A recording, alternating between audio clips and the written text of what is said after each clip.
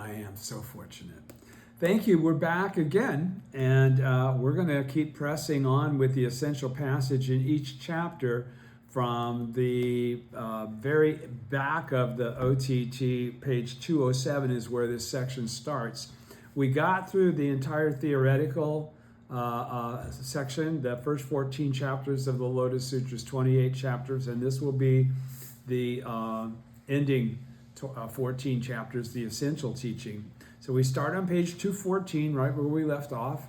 We go on to point 15, which is the equivalent of the emerging from the earth chapter, the 15th chapter of the Lotus Sutra. And I'll begin reading now. Okay, text. In order that day and night, with constant diligence, they may seek the Buddha way. That's the passage from the sutra. The Daishonin's clarification or explication of this is alternative reading, constant diligence day and night has always been the way to seek the Buddha way, which is the case. Always, for every kind of time period, for every circumstance, the disciples always diligently pursue day after day after day to seek the Buddha way. And we do the same thing. That's why we're encouraged and prescribed a practice that involves chanting Daimoku to the Gohonzon every single day. That awakens and opens our mind again to either our reward body or hopefully our Dharma body. Okay, it's the understanding of what we're doing. It's also the point and process by which the wisdom that comes of one's own mind actually emerges. This innate Buddhahood that you have always possessed will begin to become manifest in your own thoughts. You won't need to hear somebody say it to you. You'll understand by reading, oh, this is what this means. Okay, because it's exactly how my life is conducted. All right, so, and in order, point 15, and in order that day and night with constant diligence they may seek the Buddha way, alternative reading, constant diligence, day and night. This has always been the way to seek the Buddha way. Summary. This passage is saying that if in a single moment of life we exhaust the pain and trials of millions of kalpas, then instant after instant there will arise in us the three Buddha bodies with which we are endowed. Nam-myoho Renge-kyo is just such a diligent practice. And the diligent practice he's talking about is going from hearing the name and the words of the truth through to the completion of point 6, and essentially perceiving and realizing that you're already a Buddha and always have been. That's that single moment of life that he's referring to here. This passage is saying that if in a single moment of life, that's that moment we go from having the reward body maxed out and we got to the point where the Dharma body appears, we realize we are thus come ones exactly as we are, and so is everyone else. And we have this sense of obligation to not only have practiced the constant diligence day and night, but to continue that process now for the sake of the law by propagating the teaching and sharing it with others and doing our best and to endeavor to make it clear to them and make them equal to ourselves.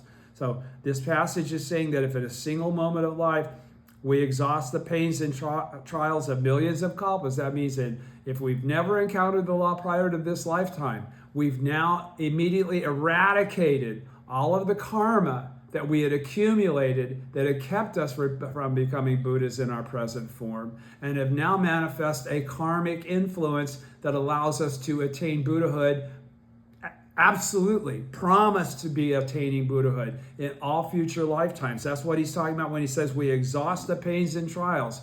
We have flipped all that greed, anger, and foolishness into the Dharma body and wisdom and emancipation, and we will be born in that realm of perception and understanding in every lifetime in the future. Then instant after instant, that means eternally, each moment will be in a process of revealing, if I can say it that way, the eternally endowed three bodies. Then instant after instant there will arise in us the three Buddha bodies with which we are eternally endowed. They've always been there. Now that we've discovered them in any single lifetime, we lock back into the original state of existence and qualify ourselves to be Nam-myoho Renge-kyo, thus come once. We become Buddhas that are eternal. We attain Buddhahood in every lifetime. Nam-myoho Renge-kyo is just such a diligent practice. We chant Nam-myoho Renge-kyo in every lifetime to reveal our eternally endowed three bodies and make everyone equal to ourselves. Point 16 from the Lifespan chapter at the top of page 215. Text from the sutra. The thus come one perceives the true aspect of the threefold world exactly as it is. There is no ebb or flow of birth and death. Summary. This passage states that to perceive that all the 10,000 phenomena, that means everything in the phenomenal realm, when he uses the word 10,000, that's really a word to catch, to allow you to perceive or understand that what he's speaking about is everything, okay? So this passage states that to perceive that all the 10,000 phenomena are eternally endowed with the three bodies of a Buddha, which is what I just said is the realization. When we realize that we are the thus come one of original enlightenment, we realize that all others are as well, as far as their eternally endowed three bodies and their original state of existence. So this passage states that to perceive that all the 10,000 phenomena are the eternally endowed three bodies of the Buddha is what is called perceiving the true aspect. We have discovered our Dharma body. Perceiving the true aspect is to perceive the Nam-myoho Renge-kyo, thus come one, that we are and have always been. We are Buddhas exactly as we are, as what it's saying, of the threefold world. So again, we're always born into the world of desire, not the world of form or formlessness of the threefold world, because the world of desire is the one that requires and is in greatest need of the perfection and clarification of the great pure law. Since they are the enlightened entity, because we've now reached stage 6. If we've done this, he's saying you're definitely already have crossed over and you've perceived your Buddha nature and revealed your Dharma nature. Since they are the enlightened entity, that's what we've just become by hitting stage 6, that is eternally endowed, because by doing that, we now, each lifetime, we're going to rediscover the reality of being eternally endowed with the three bodies. How could one say that there is any birth and death? Because we are eternal. We now understand we go through a cycle of emerging from non-substantiality, entering the temporary gathering of the five components, temporary existence. At some point in time, we manifest the full lifetime, and we're ready to go back to enter the state of quietude of non-substantiality again. We merge back into nothingness, so to speak, but it's not nothing, it's just not perceptible to the Sahe world. All right? And he's basically saying, how could anyone say, if we can achieve that there's anything that we could call birth or death? Because we never manifested from nothing. We manifest from non-substantiality. That's not nothing. That's the original state. All right? And we never stop that process. So there is no real birth and death. There's just lifetime after lifetime after lifetime. I hope that's clear. Going on to distinctions and benefits, because on this basis, you should have no fear. You should have no fear about anything. If you're the Buddha, you don't fear death. Death comes whenever it comes. It was really something that was a created time by virtue of you based on the karmic influences that you established, and that's Ganken Ogo. You deliberately created the appropriate karma for what you wanted from the time you were in non-substantiality. How long did you want to be in temporary existence? That's already predetermined by us as Buddhists. Okay, now if this is your first time around, you'll qualify that by what occurred before you re-entered quietude. But every Buddha decides how long they'll stay in non-substantiality and when they'll return to it. Okay? They create the appropriate karma for that to be the case. Point 17, distinctions and benefits. And that's a golden ticket. If you can determine your life, in such a fashion, there is no greater honor and there is no greater strength, there is no greater reward.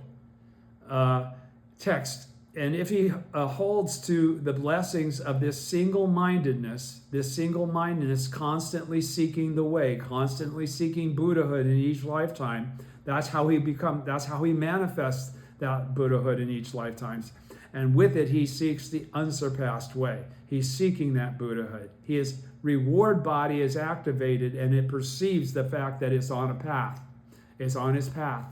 It's on that path from hearing the name of the words of the truth to the 5th stage, and ultimately culminates in the manifestation of the 6th stage, when you perceive your Dharma body and activate it. Summary, this passage is saying that all the 10,000 practices and all the 10,000 good deeds are solely for the purpose of manifesting the 3 bodies inherent in the originally enlightened single mind. That originally enlightened single mind is the mind of faith, the mind of Nam-myoho Renge-kyo. You are a Nam-myoho Renge-kyo, for thus come one. You have created that good fortune through your behavior and through your diligence and through your unending faith. Since good and evil are a single entity, because everything that we've been seeing that separates things into categories of better and worse is delusion. We've gotten rid of that delusion now.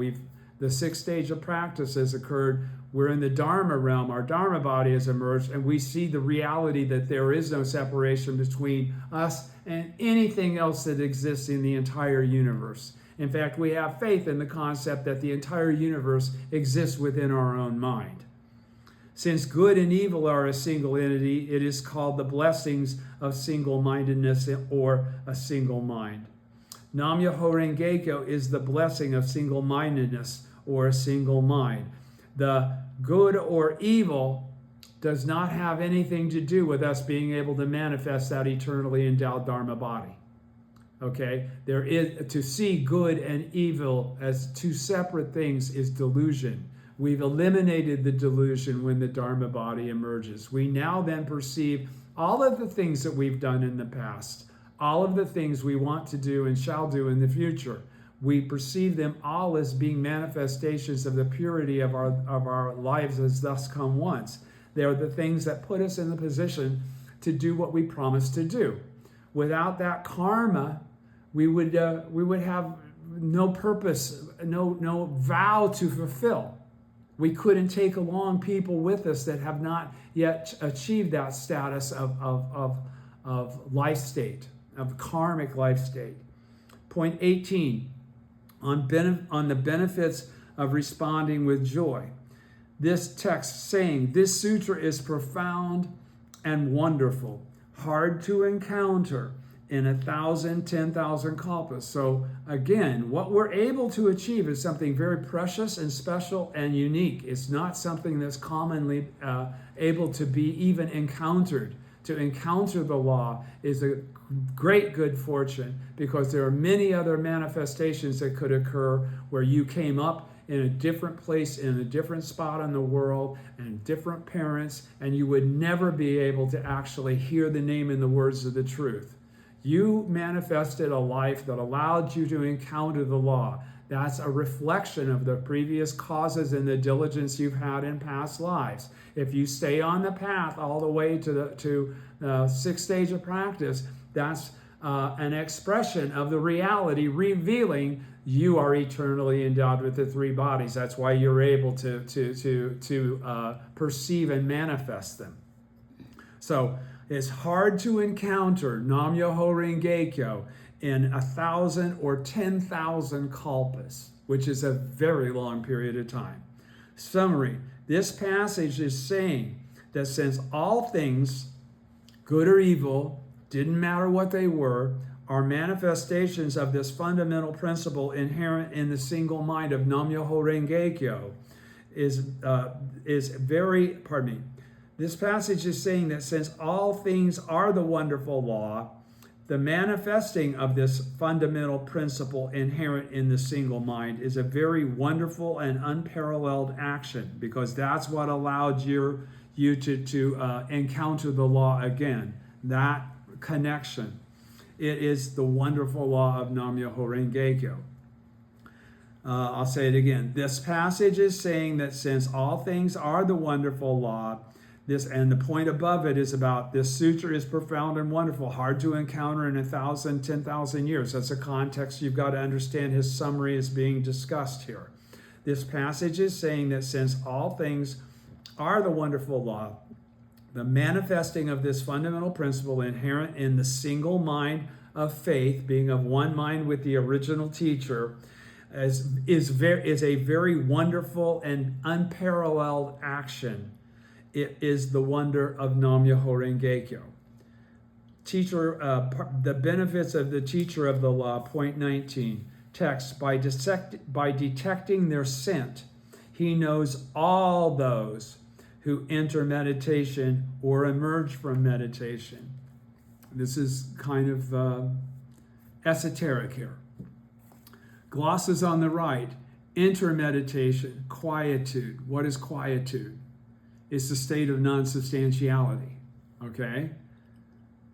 Emerge from meditation, release from quietude. So entering quietude is what would seem like death, but is not death. It's going back into non-substantiality from which you came. You were born from non-substantiality into the phenomenal realm, and you go back into the state of non-substantiality at the end of your life. So he says, enter meditation is death. Emergence from meditation is the release from quietude, is leaving that state of the ninth consciousness and going back into the 10-world of the phenomenal realm, the realm of Saha, and showing people how to turn it into the Buddha land. Glosses on the left, enter meditation, the unchanging and eternal truth, death. We all die. Everything dies. All worlds die. All suns die. All stars die. There's nothing in the universe that doesn't have a life cycle. Okay? So it's again, that is the unchanging and eternal truth. And all of those changes are reflections of the truth of Nam-myoho Renge-kyo and the truth of the middle way. Emergence from meditation, the wisdom of the truth that functions in accordance with changing circumstances. Life. That's what happens when you come out of quietude, you come out of non-substantiality, you come back into the fundamental, into the phenomenal world. You're now in a circumstance of there are days, there's time, there's relationships, there's all kinds of factors that are in a constant state of flux, that are in a constant state of change. And that's why the law is always ever abiding, even in that circumstance of constant change and constant mitigation. Okay, so the emergence from meditation is the wisdom, is the perception you've encountered the law to understand the truth that the functions are in accordance with changing circumstances. This Nam-myoho Renge-kyo, the essential nature of your life, is still functioning exactly as it always does, even though it seems to be changing moment to moment and day by day and month by month and year by year. Okay? Ultimately, it will culminate in a single lifetime. And then all is the 10 worlds, because we experience all 10 worlds in the process of being a living being. Don't you? Haven't all of you experienced something that you considered as hell? Haven't all of you experienced something that you realize and understand was anger or hunger or being like an animal instinct? This is the 10 worlds. The 10 worlds is the phenomenal realm. All right, summary on page 216 of point 19. Summary, this passage is saying that when the single mind, the mind of Nichiren, the mind of Nam-myoho Renge-kyo, is in a state of quietude, this is to enter meditation. That happens when we pass into the ninth consciousness from our existence in the particular lifetime in the Sahe world. And when the single mind is released from quietude, when you come out of the ninth consciousness, if you're a Buddha, that's where you go. That's where you come back out from. Is released from quietude. This is to emerge from meditation. To know all those is to know the original enlightenment. That is to know the original enlightenment. That is both quietude and release from quietude. To enter meditation and emerge from meditation is Nam-myoho Renge Kyo. So he's saying birth and death are both aspects of the wonderful law. Birth and death, like all things, are part of the process of the reality of the essential nature of Nam-myoho Renge Kyo. I hope you understood that. Was that understandable? Okay. The bottom line is death doesn't cut you off from Nam-myoho Renge Kyo. Birth doesn't reintroduce you to Nam-myoho Renge Kyo. Nam-myoho Renge Kyo has been there the whole time for the whole circumstance, regardless of whether you were in a state of non-substantiality or in a state of temporary existence. Okay? That's the truth of the middle way. All right? Point 20, the Bodhisattva never disparaging. Text, but should with a single mind preach this sutra far and wide, age after age, encountering Buddhas and quickly completing the Buddha way. Okay, summary. This passage is saying that when one makes clear in one's mind, but should with a single mind, when one makes clear, that's that single mind, the mind of faith, the fact that all beings in the Dharma realm have from the beginning possessed the three truths in their single minds. That can only come once you've discovered the Dharma realm in your own life, that you can then really express and perceive the Dharma realm in others' lives, to understand that everyone comes from Nam-myoho Renge Kyo. Everyone possesses Nam-myoho Renge Kyo. All things in the phenomenal realm are in essence Nam-myoho Renge Kyo.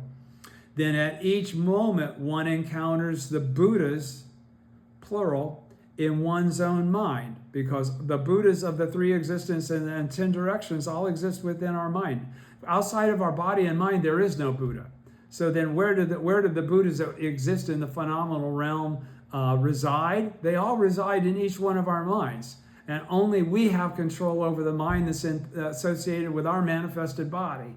So this is talking about, but should one with a single mind, once you've attained that single mind of the Buddhas, that's what he's talking about here right now. The passage is saying that when one makes clear means you have no doubt, you have clarity about the fact.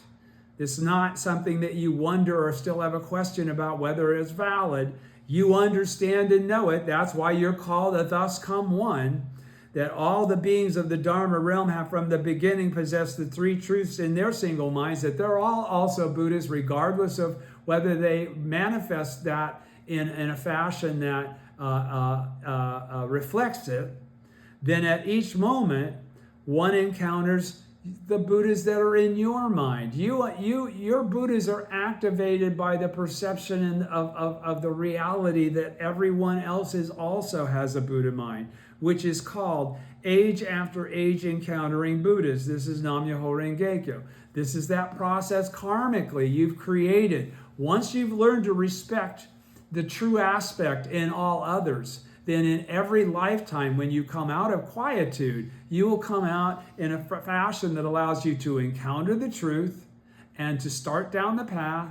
You'll hear it'll seem like you're hearing the name and the words of the truth for the first time, but that never happens that way. It's a matter of fortune. You had to be born in a place where it was even available to you. That's what we just said on the page before. It's very, very difficult to find this Nam-myoho Renge Kyo. Where is it? Hang on.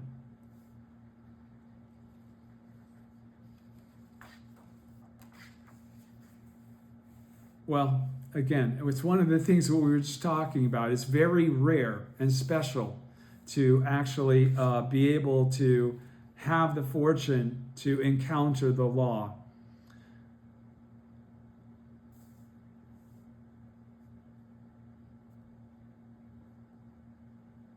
Hang on. Yeah. Where is he saying that? I just read it.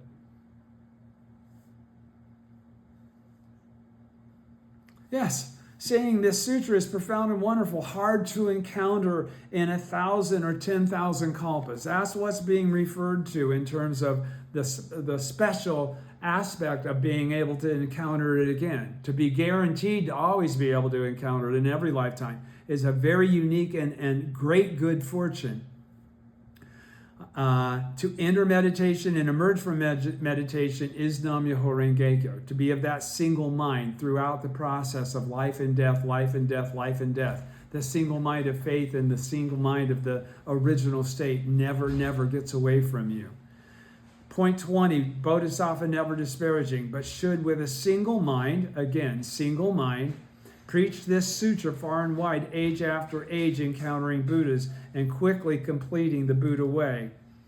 I think that's what I just read. Summary, this passage is saying that when one makes clear the fact that all beings in the Dharma realm have from the beginning possessed the three truths in their single minds, then at each moment one encounters the Buddhas in one's own mind, which is called age after age encountering Buddhas. This is Nam-myoho Renge Kyo. Chapter 21, Supernatural Powers of the Thus Come One. Such a person assuredly and without doubt will attain the Buddha way. Glosses on the right, without doubt, cutting off fundamental darkness. Glosses on the left, the 10 factors of life. The 10 factors of life are you formed as a single living entity. Summary. This passage is saying that since each of the 10 worlds is eternally endowed with the 10 factors of life, of original enlightenment, everything is Nam-myoho Renge Kyo, both hell and the world of Buddhahood are essentially one, because they are. They're just all temporary manifestations of what you're experiencing in a single moment of life. That single moment of life will either reveal hell, hunger, animality, anger, human beings, heavenly beings, voice hearer, cause awakened ones, or bodhisattva. Until you get to the Dharma realm, then you emerge as a Buddha. Okay, summary. This passage is saying that since each of the 10 worlds is eternally endowed with the 10 factors of life of original enlightenment, both hell and the world of Buddhahood are essentially one. And hence we are assured of attaining Buddhahood. This is what is meant by accepting and upholding Nam-myoho Renge Kyo. When we accept and uphold Nam-myoho Renge Kyo, it doesn't matter whether we manifest in hell or we manifest in as a bodhisattva. We're still assured the fact that we're going to get to the 6th stage of practice and reveal our eternally endowed 3 bodies by realizing, manifesting our Dharma body. Entrustment. And I'll stop right there because that's point 22 and we're only going to point 28. So we'll pause here and restart this again the next time we see you in the next video. Thank you.